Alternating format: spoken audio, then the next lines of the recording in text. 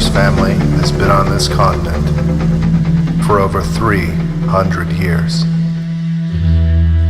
My father's family arrived on this continent nearly 400 years ago.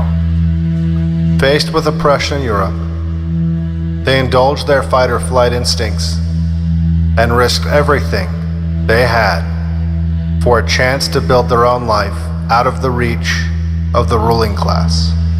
My family, those that survived the long months' journey across the sea, and the harsh winters that awaited them in the wilderness they set out to tame, were adventurers and pioneers. They settled the eastern seaboard and built the first communities in what would later become the United States. With their bare hands, they carved towns and cities out of the earth that still stand today. As life became easier, the softer men arrived, and a new establishment began to grow in these cities. My family grew uneasy with the influence these velvet-gloved aristocrats had, and chose once more to venture into the wilderness to escape. Again, they traveled west, sometimes on foot, for hundreds of miles through dangerous, uncharted lands that claimed the lives of many of them. When I was a boy, my grandfather shared with me the journal of his great-great-grandfather, who was one of these men, a pioneer that had led settlers across the North American continent. It was startling to read how frequently and easily he recorded the death of a family member, including his own children, lost to disease or the elements or some combination of the two. Death was the price of freedom for many of these ancestors of mine, and they paid it without hesitation. When I was young, I had the opportunity to visit the remains of a cabin that my great-great-grandfather had built with his own hands. The same harsh climate that had claimed the lives of 3 of his children had reduced the cabin to its foundation over the years, but I was still able to walk on the same dirt floor where my great-grandfather played as a child and look at the same forests and mountain ranges he saw every morning as he started his day in the land that his father had tamed. Land that my family has fought in war after war to defend. Land that they settled from coast to coast, east to west. And now here I stand, a descendant of these men, a man whose family predates this nation by over a century. I'm told that all of this means nothing, that we are just a nation of immigrants. I am told by the families and the descendants of families who came to this continent not to risk their lives and their wealth, but to collect the treasure and wealth that my family cultivated and provided. Families that rode gently down the river of my family's blood, that I am an immigrant, no different than they are.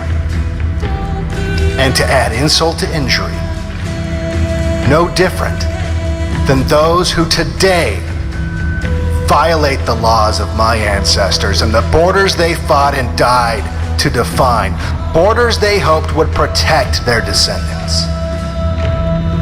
And as they seek to distort the history of my people, as they blame my family for slavery, a practice none of my ancestors participated in, and if they did, it was they who were the indentured servants, not the masters.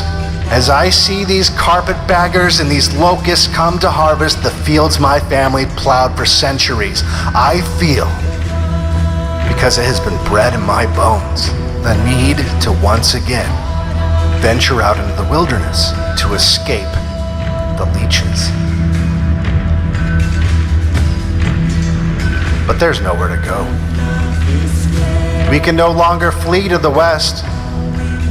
We cannot act as our ancestors did by abandoning the cities we built to the parasites who have arrived, fleeing our communities and allowing them to feast upon the fruits of our labor while we search for new frontiers to tame and flee to preserve our freedom. We have been desperately looking for a solution to this growing feeling inside of us. The same feeling that drove our ancestors across the Atlantic and then across the continent. An anxiety that drives the wild animal within to risk self-harm, to escape imminent danger when the chances for survival begin to drop dangerously near zero. There is nowhere to go this time. And that anxiety you feel building up inside is the wild animal that drove your ancestors into the wilderness, slowly coming to the realization that it has become cornered. For Black Pill, I'm Devin Stack. If you like my videos, make sure you like and subscribe. Make sure you share. You can also help out by picking up a copy of my new book, The Day of the Rope. The link is in the description. Or you can go to patreon.com/blackpilled and become a patron.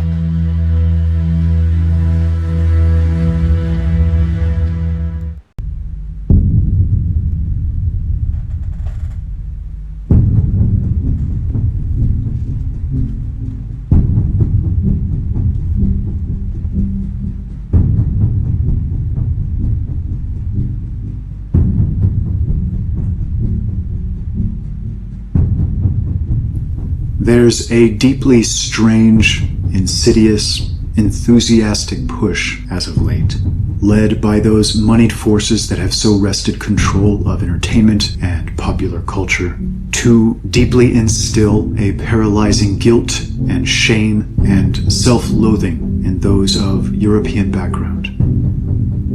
We're now told we're essentially responsible for virtually all of the world's ills. The lion's share of historical transgressions and instances of oppression and injustice and abuse. That the best summary of our ancestors is that they were slavers and abusers, and men who supposedly gloried in genocidal fantasies. Young white children, especially, now have such sentiments drilled into their heads on a daily basis, in public schools and universities, by individuals they've been taught to trust, as they watch TV or movies, even now, in many cases, at home, by their own parents, who've been similarly conditioned for many years now. To the extent that many of these are incapable of even conceiving of their ethnic background or heritage without feeling disgust, anger, disdain, or revulsion. All of this, broadly speaking, is a lie, an immensely draining lie. After all, our understanding of who we are as human beings is, in large part, justly determined by where we've come from.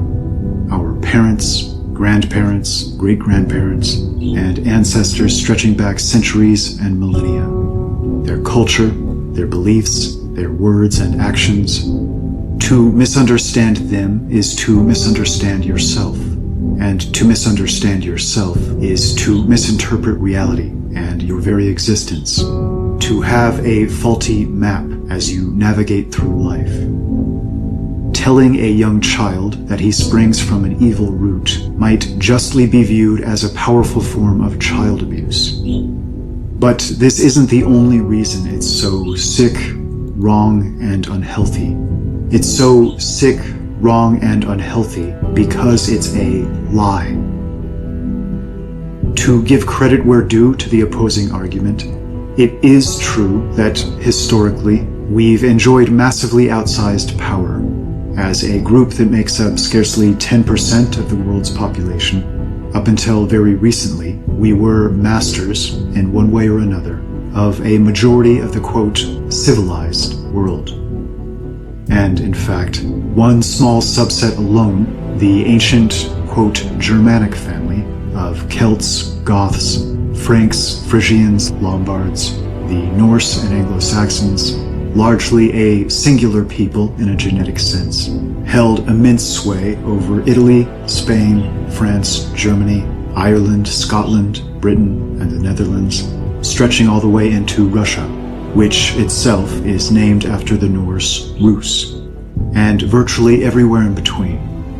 And with this great power fairly enough, comes great responsibility.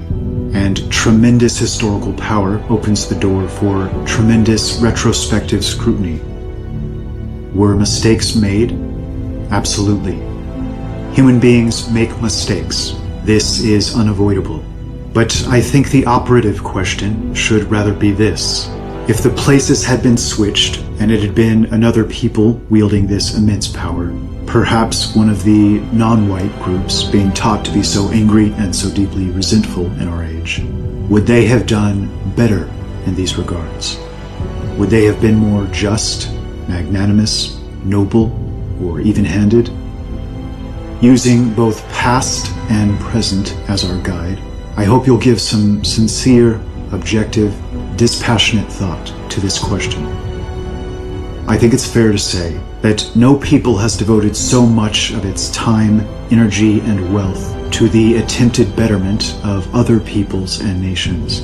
It's all but impossible for me to imagine another people so completely relinquishing their power, fighting entire wars that nearly tore their nations to pieces over issues like slavery, instituting policy after policy that makes life measurably worse and more difficult for their own sons and daughters to hopefully make them slightly better for those of other peoples. Much of this shouldn't be cheered, as it's a result of shrewd, subversive, strategic indoctrination and brazen dishonesty, and the aggressive and unfair dishonoring of one's ancestors should always be viewed as both disgusting and unfortunate. But if nothing else, much of it arises from a good place, from a unique desire to do or be good, according to our prevailing definition of that term.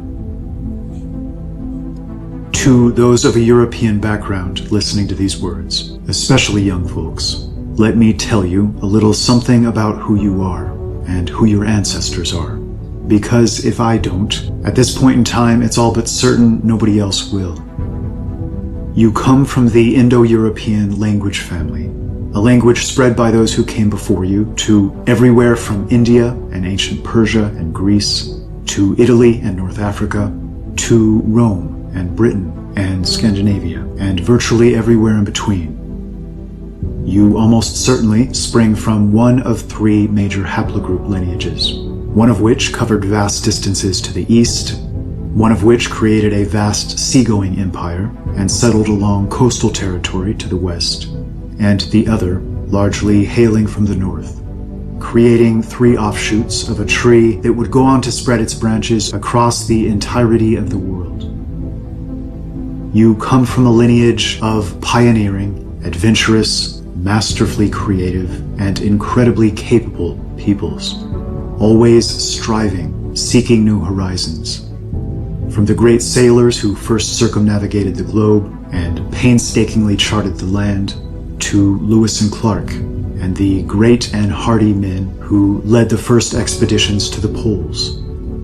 A people willing to take that greatest of all leaps, to pick up everything and move across vast oceans, to settle in areas in which survival itself was absolutely not certain, in attempts to make the land flourish and create something great and new.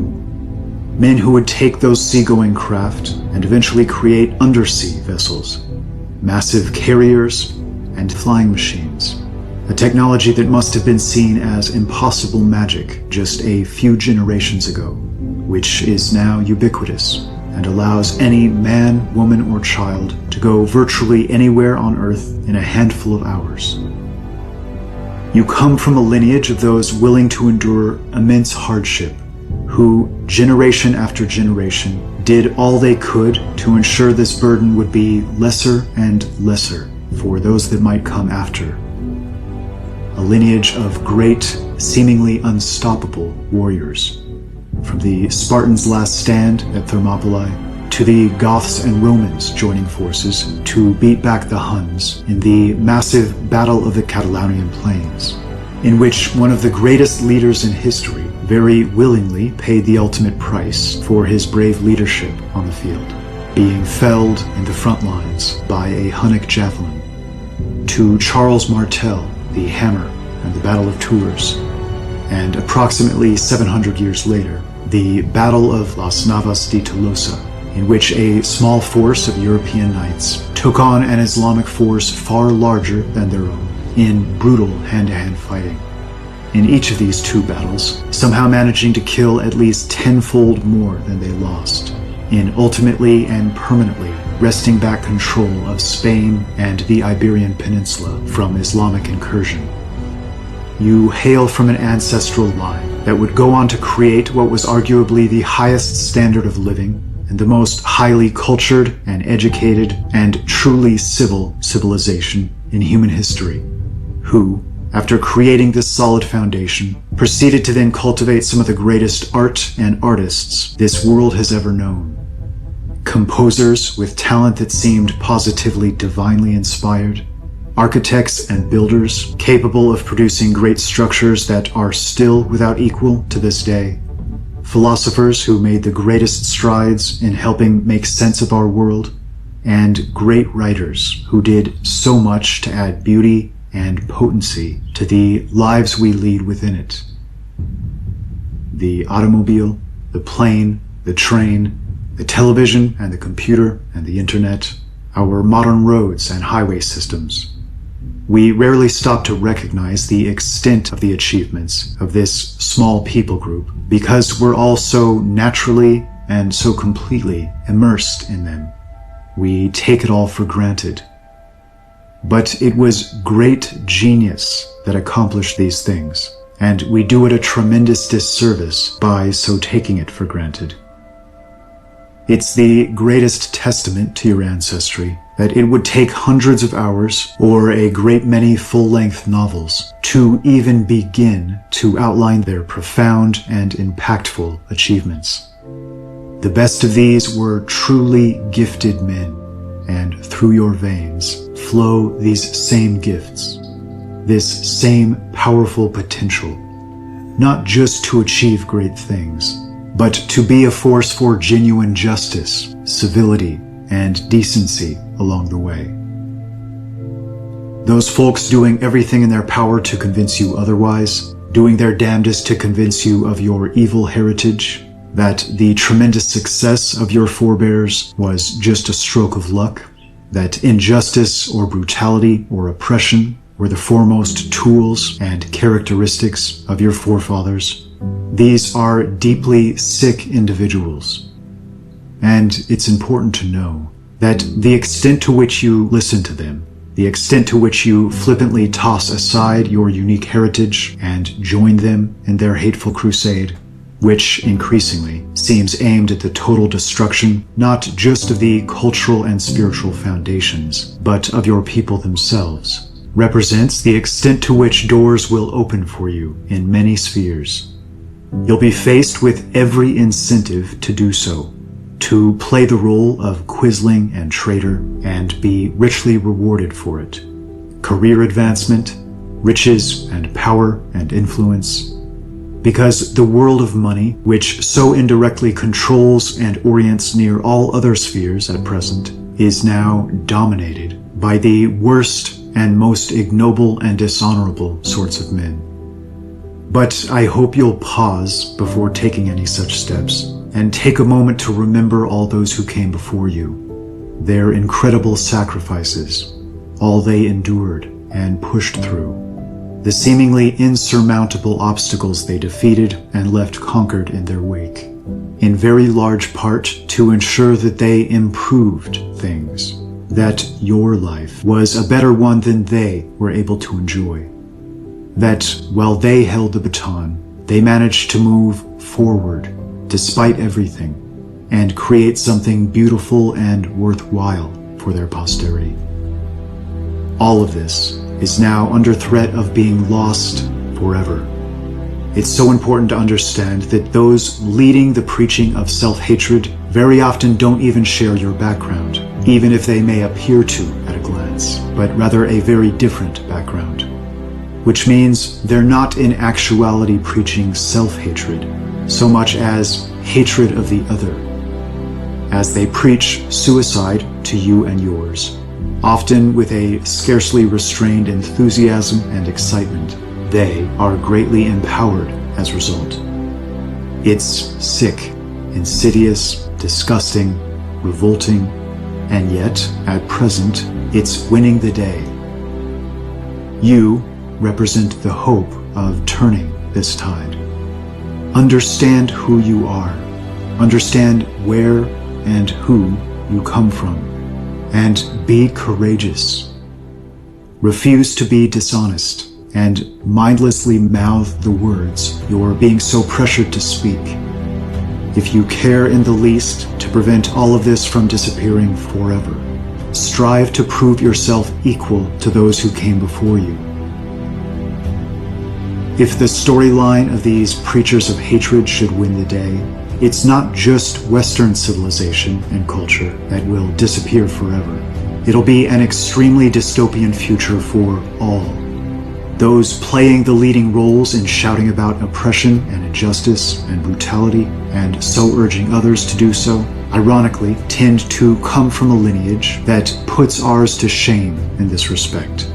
From a lineage that seemed to pioneer and master the slave trade, the drug trade, nation and culture destroying usurious banking and human trafficking, and even relish in these things, with, quote, religious books that encourage such activities. Should they someday inherit the earth, all of that grace and magnanimity and nobility of prior ages will inevitably evaporate, and what will be left with will be truly a hell on earth, and will become ever more so at a pace most of us can't imagine. To repeat, you are not evil, nor were the men who came before you. But you are locked in a battle against evil. Whether we like it or not, this is the hand we've been dealt.